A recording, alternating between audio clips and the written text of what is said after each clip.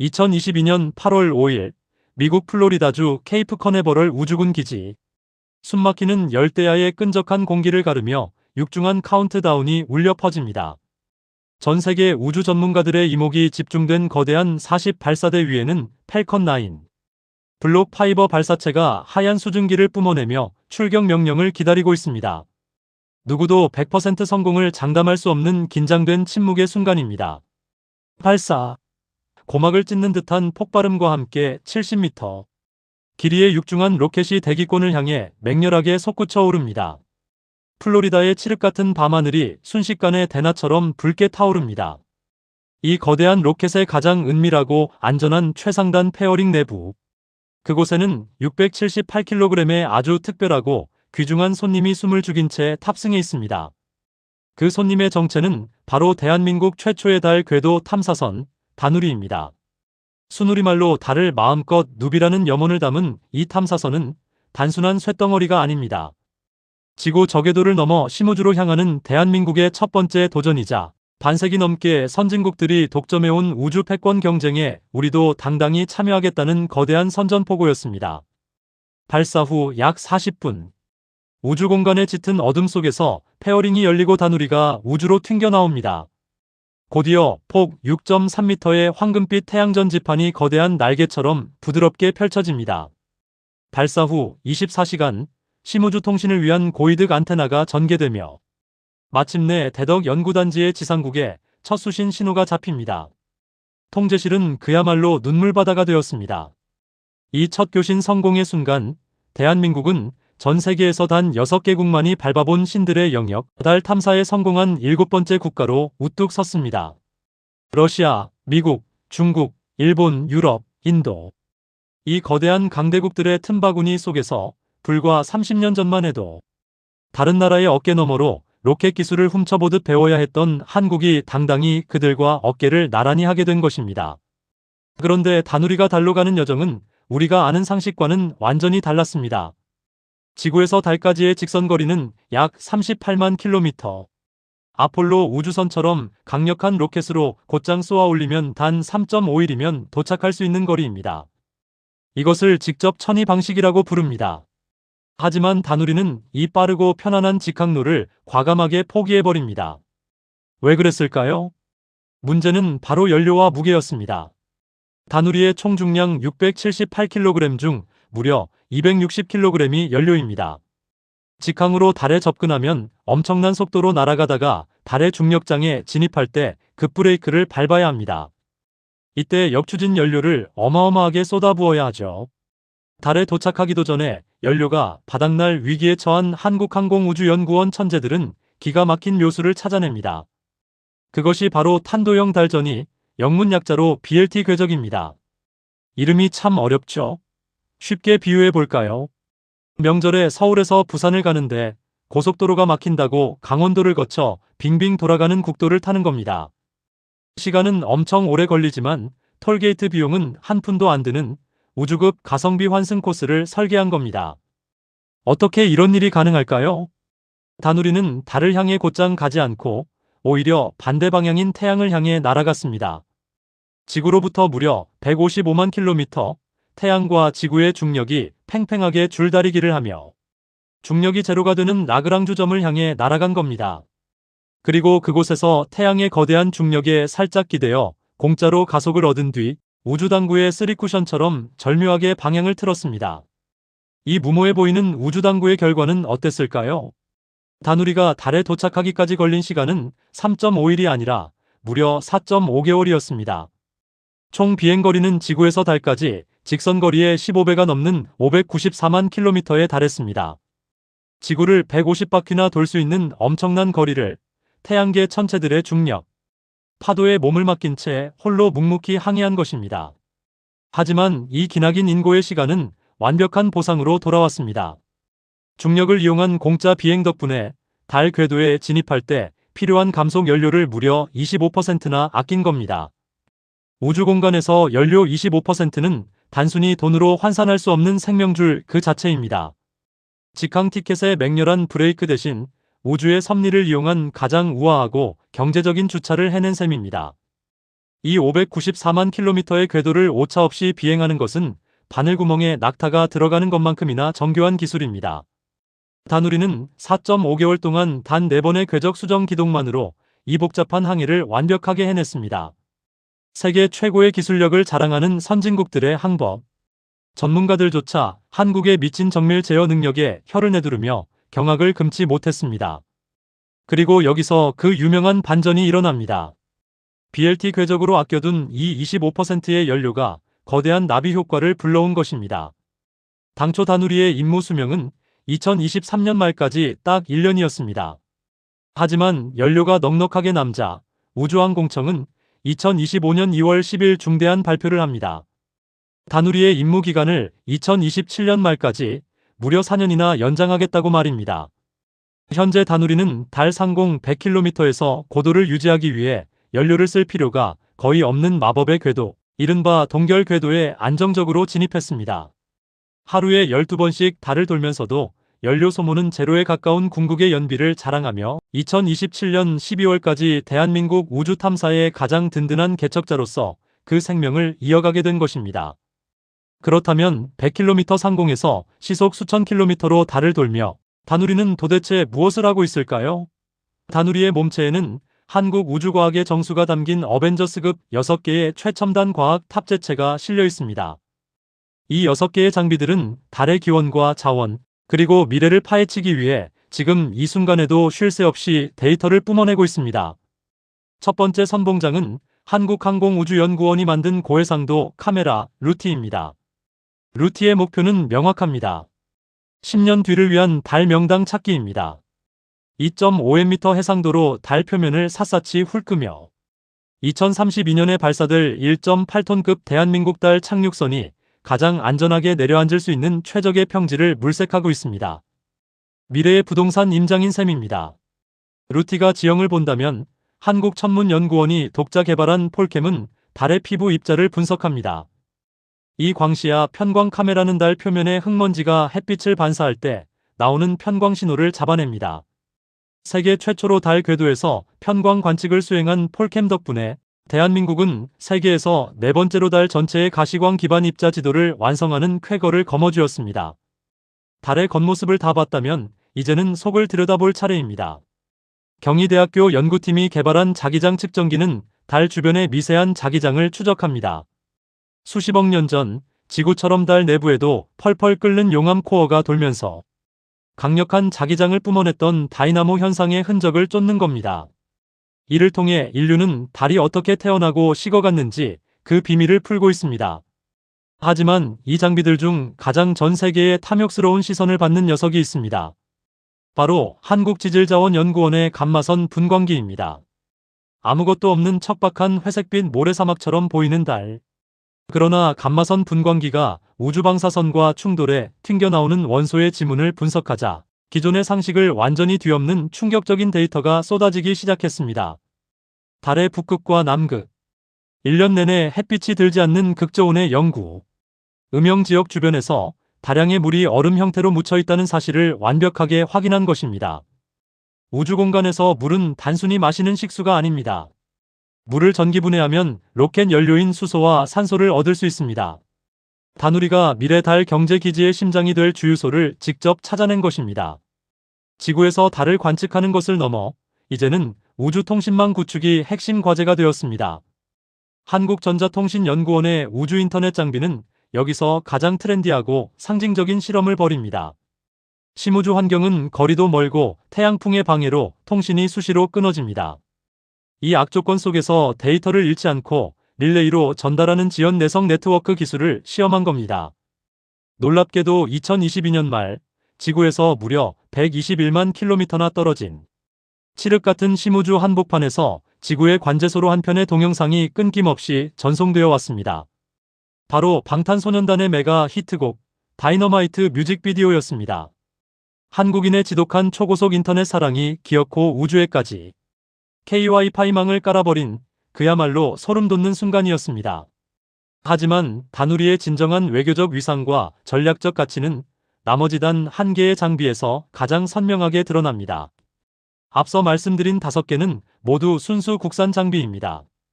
다누리에 실린 유일한 외국산 탑재체.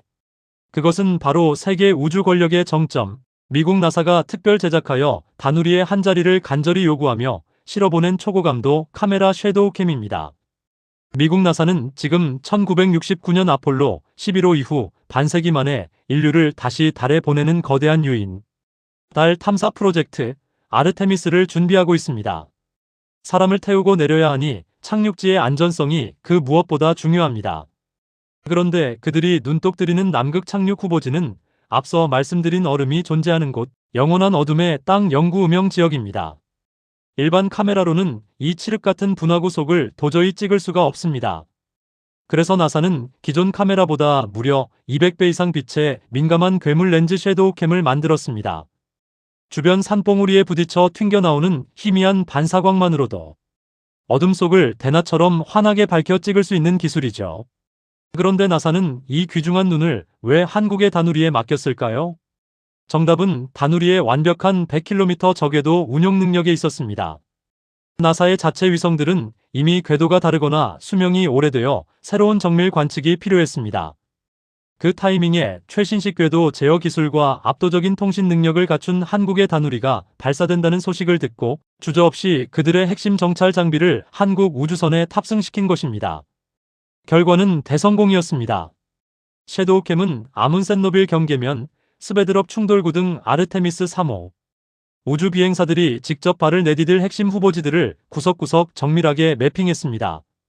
심지어 셰클턴 충돌구 내부에서 바위가 굴러떨어진 미세한 자국까지 선명하게 포착해냈습니다. 이 데이터 하나하나가 미래 우주 비행사의 목숨을 살릴 생명줄이 됩니다. 현재 한국항공우주연구원과 나사의 전담 과학자 9명은 다누리가 보내오는 이 엄청난 데이터를 실시간으로 공유하며 공동 연구를 진행하고 있습니다. 이것이 의미하는 바는 엄청납니다. 과거 우리가 미국의 데이터를 일방적으로 구걸하며 받아오던 시대가 완전히 끝났음을 뜻합니다.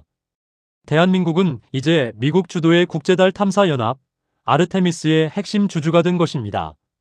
이처럼 달 궤도를 도는데 성공하며 세계를 놀라게 한 대한민국. 여기서 샴페인을 터뜨리고 안주해야 할까요? 전혀 그렇지 않습니다. 다누리의 궤도 비행은 거대한 스페이스 오페라의 프롤로그에 불과합니다.